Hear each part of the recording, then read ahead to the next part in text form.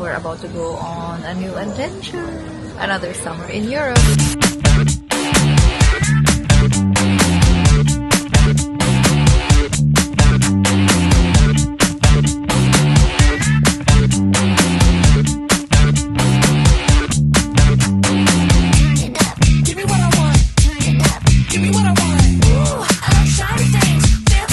Guys, andito na naman ako sa Turkish airport. We are on our travel going to Europe. Kasama ko siya. Ayun siya, oh. Inabutan na kami ng umaga dito kasi yung flight namin to Lithuania mamaya is 8 a.m. Ayun. So, dumating kami dito around... Babe, what time did we land? 3 a.m. So, parang nag-land kami ng 3 a.m. Nakatulog na ako and all. And also, nakapag-refresh na rin ako. So, nandito na kami sa gate namin. We're about to go on a new adventure. Another summer in Europe.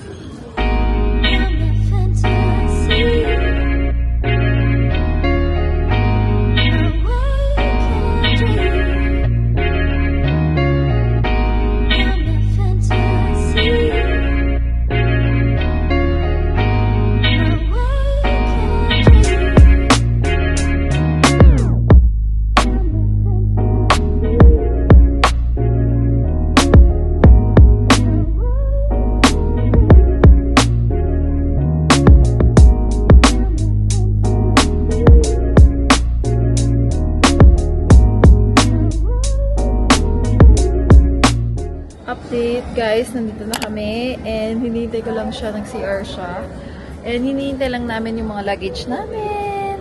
Oh my god, finally we're here in Lithuania and the weather is so nice. Ang ganda ng weather. Mamaya papakita ko sa inyo pag nakalabas na kami.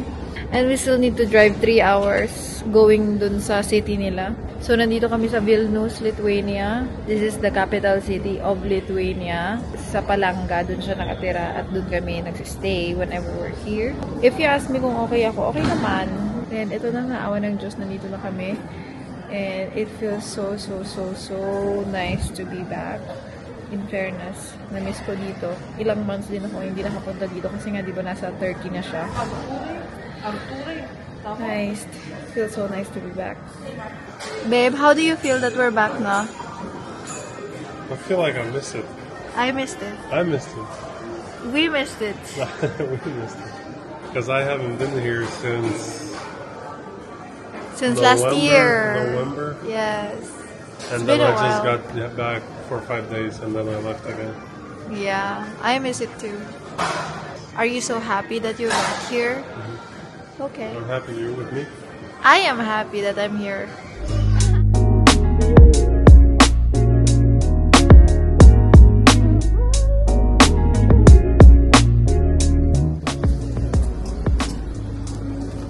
Well, how's the weather?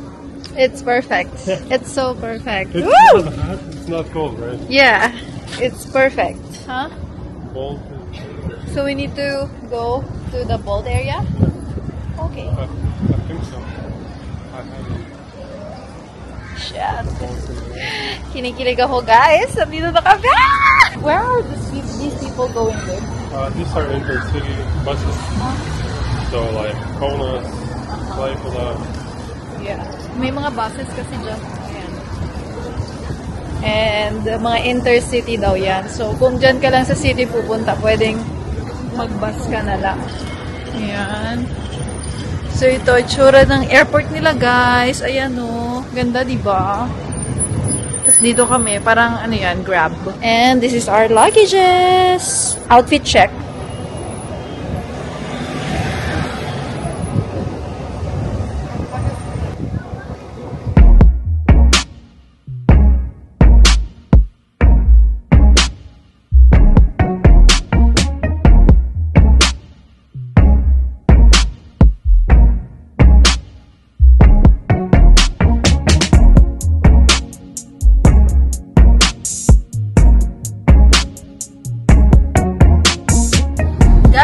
Finally, nakasakay na kami dito sa car. And eto na, on the way na kami papuntang Palanga. It's gonna be a 3-hour drive. But first, we need to get gas. And we also need to get food. Kasi di ba kami nagla-lunch. So we're planning to just get McDo na lang para on the way. Ganun na lang. Para fast lang. Diba? I'm so haggard na. Tagtagdal na rin ako ng jacket kasi medyo mainit na siya. Mainit na. Sabi niya, para daw toy car, itong car niya. Kasi it's so weird from driving my car for more than a month. Kasi my car is thick and tall. And now to driving itong mini car. So, it's a sports car. Sports car. So now it feels weird.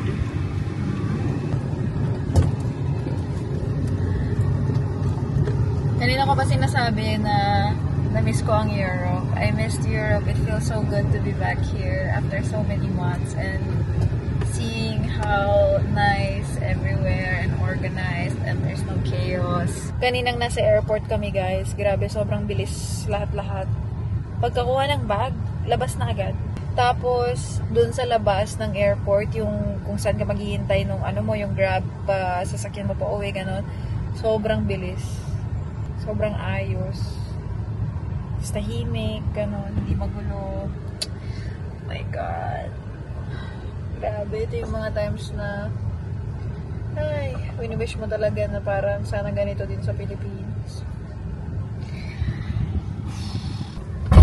I'm telling them about how fast everything went at the airport. Like the bags? Everything, yeah. When we got the bags, we went out just like that. No more QR codes, no more. The immigration was so quick, even for foreigners. Me, I'm a foreigner here. The immigration was super quick. Everything was electronic. There was a line, but the line was super quick. Wow. And I told them that how I wish Philippines would be like that too. But I don't know, I think it's impossible. And then now, he was telling me that now you're gonna get culture shock again because now everybody is driving fast. Which is true.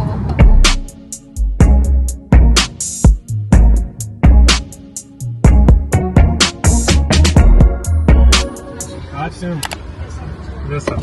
Chicken thing. So we bought 2 meals. Mm-hmm. And we'll get the third one. Fourth one will be for Oh, this is like loyalty card.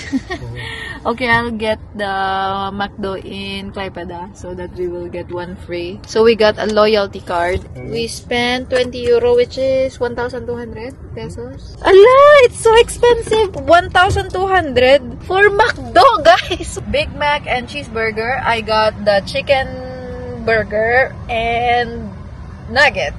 1,200.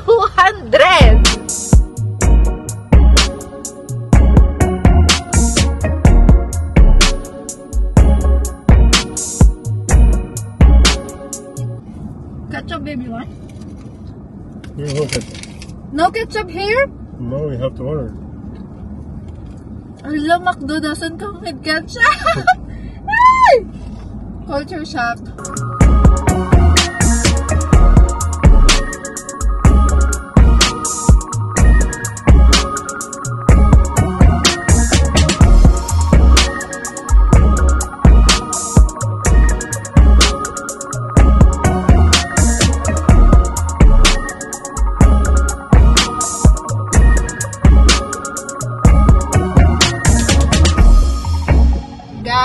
Finally, nandito na kami sa Balanga.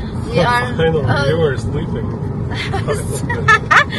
The whole time I was sleeping. Oh, and so pretty. Oh, so nice. Grabe. Ang ganda ng nature dito, guys. Oh, look at those trees. 2 hours of sleep later, we are here. How was your driving, babe? He's so sleepy. Yeah, he's so tired. I'm not sleepy, but my focus is like 70%. The weather here in Palanga it's wet, it's drizzling, cloudy. But I like it, you know, the vibe is so nice kasi nga nandito kami sa parang puno. It's 17.5 degrees Celsius right now. Oh, diba? It's like Baguio. We'll update you once we get settled in, and then we'll take you later to the groceries because we are gonna do some grocery after we settle in.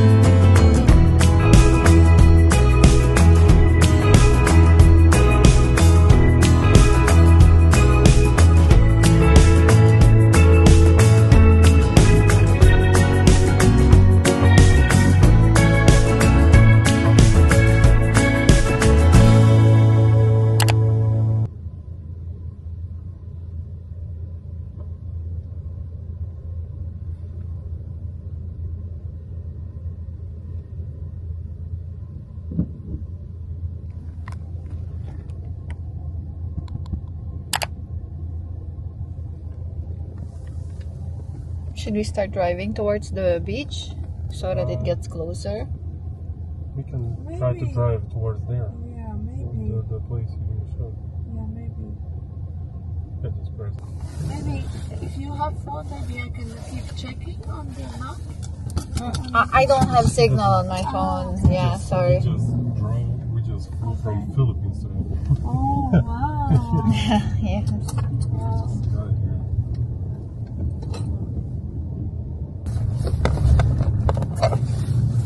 So you come where from Lebanon? No, I came from Riga, but then I was in one festival with friends, and then we came here with this friend.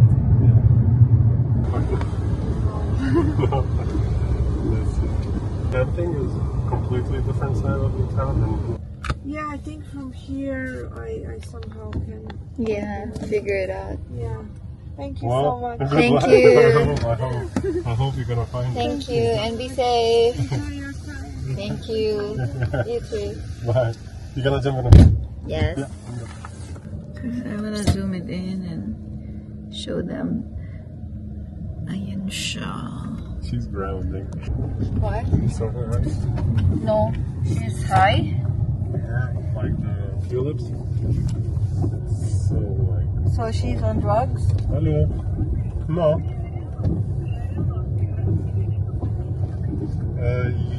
Jobec, no čia jaučiu, kad rado. So that lady, she said that she's lost and she's looking for her friend's house, and the only thing that she can remember about her friend's area or place is that it had trailers. So probably her friend lived at a trailer I park. think they came for a festival. They came for a festival because she looks like no shoes, no bag. She was wearing her raincoat with colored hair, with tattoos, and she looked high. So it's very him to be trusting at that moment. So he saved her day today. Because imagine how cold she should be, like walking She in looked the like she rain. was cold and she was really, really wet. And the good thing is she found him. Like the good thing is it's you, babe, that she approached, because probably other people, she probably asked other people, but they weren't able to help her. And then the only thing that I was worried about is that because it was raining, and then this guy gave his phone to her to come sit down here inside the car, and you know, me, the Filipino that I am, would think like, oh my god, what if she's a scammer? Or what if she's gonna take something on the phone? Or what if she's gonna run with the phone? We come from different backgrounds, because me, I automatically thought that it's harm, you know, like it's dangerous. But then you were helping, like, oh, this girl is lost, I'm gonna help her. And we did. I think we were able to help that girl, and That's a good thing. But then, maybe that's what's being I've been in Filipino. shitty situations in my life. I would like for somebody to help me if I was hurt. Okay, here's the thing. So we were all in the car again, right? So here's another anxiety that I had again. So you're driving, she's here in the passenger area, and then I'm there at the back. And then I was thinking while we were on the way finding her trailer home, whatever, what if she suddenly brings out a knife? And then she says, "Give me your fucking phone!" Like that. And runs, like even my phone, she takes. Even your phone, she takes. Like, she has a knife. That's what I was thinking, you know? That's why I was taking a video of that moment. I was at the back and I turned on my video because that's what's running on my mind while we were in the car with her. You see? That's how fucked up my head is, because at that moment, all I could think of is we are exposed to danger. But anyway, that's our situation before we came here to the grocery, because we're here to We're getting content. buy. We're here to buy some stuff to start with at home, and we'll update you guys.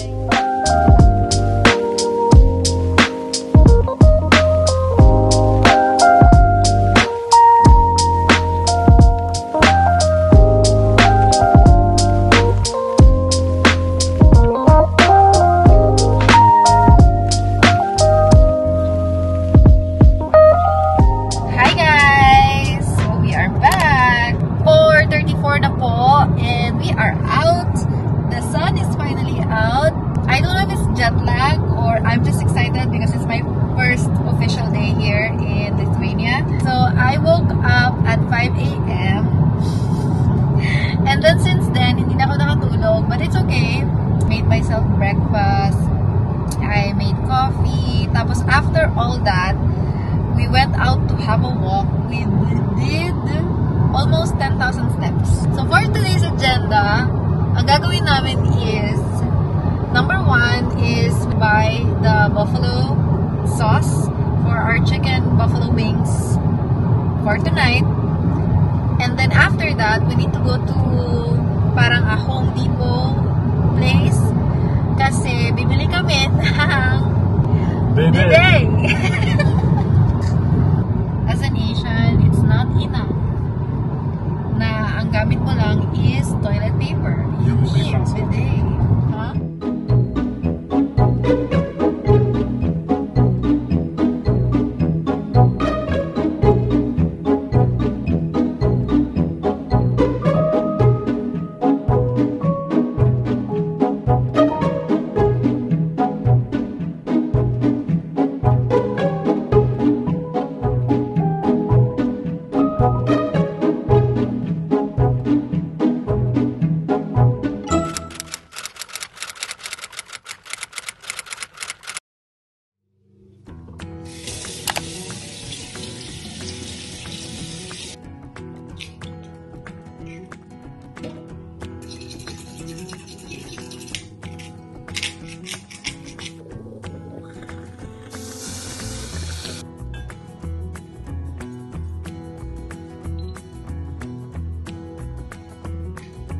Baby. Yeah.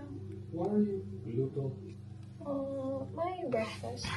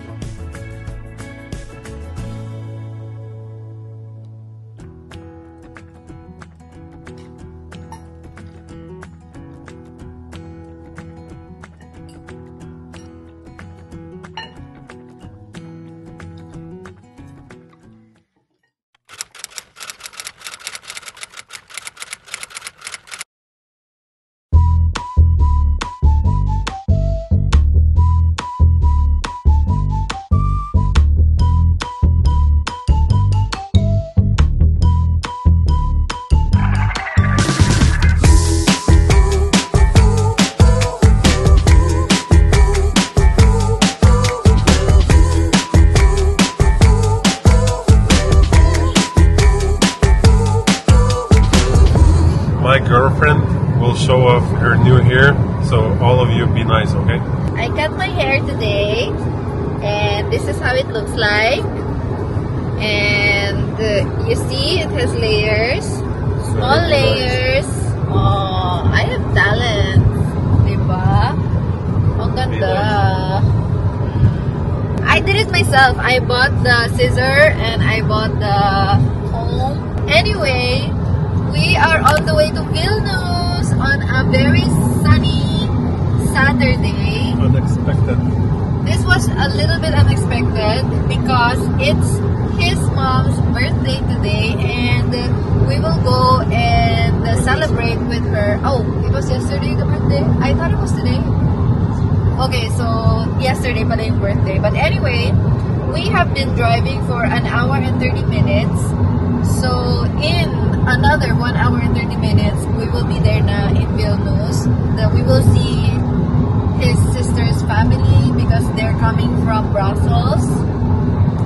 So ayun lang. We are long driving again as usual. But anyway guys, I just want to share that we went to sauna yesterday and I enjoyed it. It was my first time to do sauna na totoong sauna talaga, yung mag-stay ka talaga doon ng sobrang tagal, hindi lang yung pa-cute, but talagang therapeutic talaga siya, and it was my first time and I loved that experience kasi mahilig siya mag-sauna.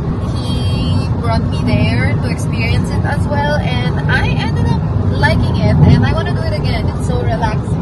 And also, it was the first time that I swam. It was the first time that I swam in the Baltic Sea. Kasi yun yung dagat na nandito, na malapit sa amin. It was 19 degrees yung water. Malamig siya. And then, after that, balik ulit sa sauna, and then go to the water again, and then go back to the sauna again. It's like that. So, that one. And then, after that, we had a very nice pizza dinner.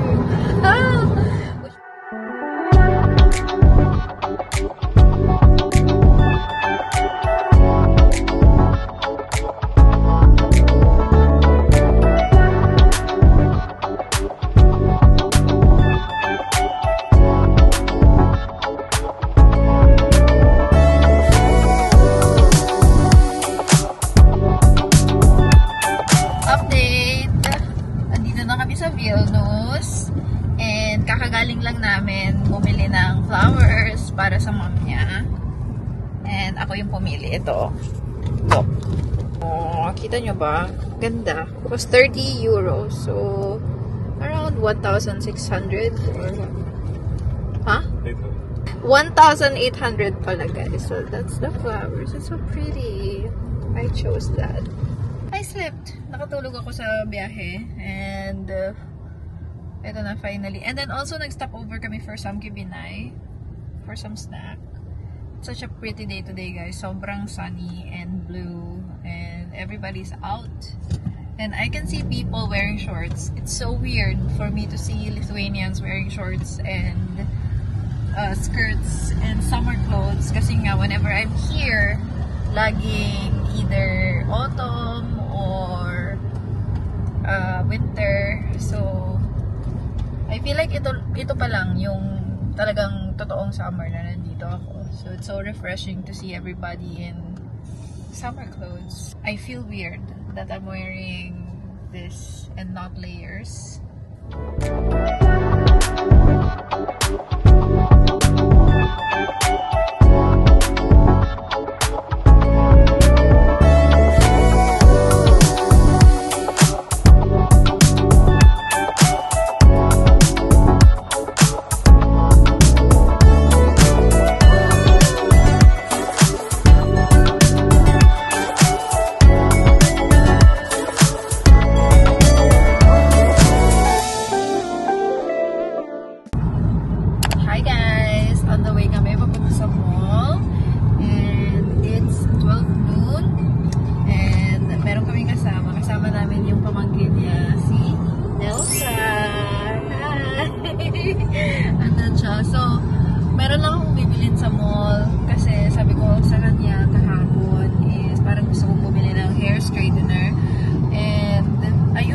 hahanapin ko. Sana meron akong mahanap. And hindi naman ako naghahanap ng mahal. Gusto ko lang yung okay naman yung quality. And sana may mahanap tayo. So pupunta kami ngayon sa Acropolis. Yun yung parang mga chain ng mga malls nila dito. Is that the only chain of malls that you have here in Lithuania, like Acropolis, or there's also another one, or like other brands? Which is common for other cities. I think it's only Acropolis. There's different malls in Vilnius. Different names. Update what happened yesterday. So we went to the old town and naglakad-lakad lang kami. Yun lang, lakad-lakad with his family. And after that, we went back. Tapos, wait, did we have dinner? No. We ate no, don't say. What's the potato dish that we ate yesterday? It's still early. It is still early. I need coffee. Can you give me the first first syllables?